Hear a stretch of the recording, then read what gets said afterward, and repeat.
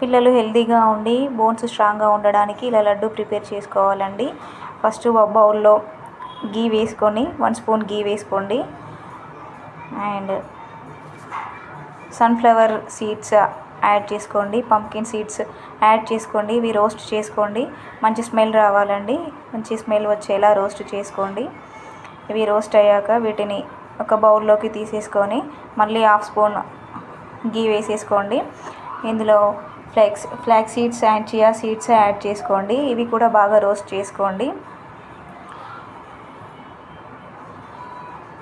ఇలా రోస్ట్ చేసుకున్నాక వీటిని కూడా ఒక బౌల్లోకి తీసుకొని మళ్ళీ కొంచెం గీ వేసుకొని బాదం వేసుకొని బాగా రోస్ట్ చేసుకోండి. స్మెల్ రావాలి అండి. స్మెల్ వస్తేనే టేస్ట్ ఉంటుంది లడ్డు. అండ్ నెక్స్ట్ పీనట్ వేసేయండి. తర్వాత సెసమే సీడ్స్ తీసుకొని దూరగా వేయించుకోండి.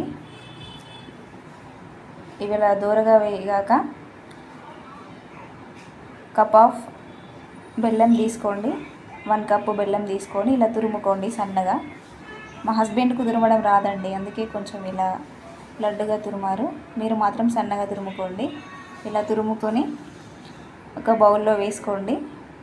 ఇలా కప్పు ఉండాలండి. ఒక బౌల్లో ఇలా వేసుకున్నాక అది తడిసేలాగా 1/2 కప్ వాటర్ వేయండి. వాటర్ వేసాక దీనిని మంచిగా కలపండి. ఇలా కలిపాక ఇలా రోస్ట్ చేసుకున్న సీడ్స్ అన్నీ బౌల్లో వేసుకొని చల్లార్చుకోవాలండి. ఇలా చల్లారిన సీడ్స్ అన్నీ మిక్సీ జార్లో వేసుకొని పౌడర్గా చేసుకోండి. ఇలా మనం ముందుగా వేసుకున్న బెల్లాన్ని లేత పాకంలాగా రావాలండి. ఇలా లేత పాకంలాగా వచ్చాక ఇందులో మనం పట్టుకున్న పౌడర్ని కలుపుకొని దాని మీద నుండి నెయ్యి వేసి మంచిగా కలిసేలాగా కలుపుకోవాలి. చేతికి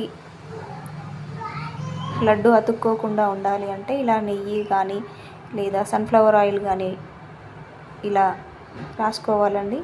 లడ్డు సాఫ్ట్గా బాగా వస్తుంది. ఇలా ఒకదాని తర్వాత ఒకటి లడ్డు చుట్టుకోవాలి. ఇలా లడ్డు చుట్టుకొని ఒకదానికొకటి తాకకూడదండి.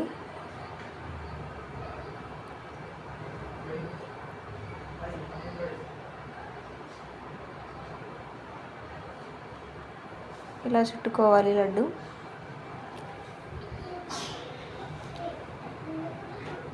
మీకు అతుక్కుతుంది అన్నప్పుడు ఆయిల్ లేదా గీ రాసుకోవాలి.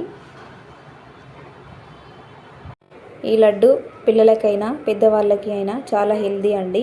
బోన్స్ కూడా చాలా స్ట్రాంగ్గా ఉంటాయి. చాలా హెల్తీగా ఉంటారు పిల్లలు.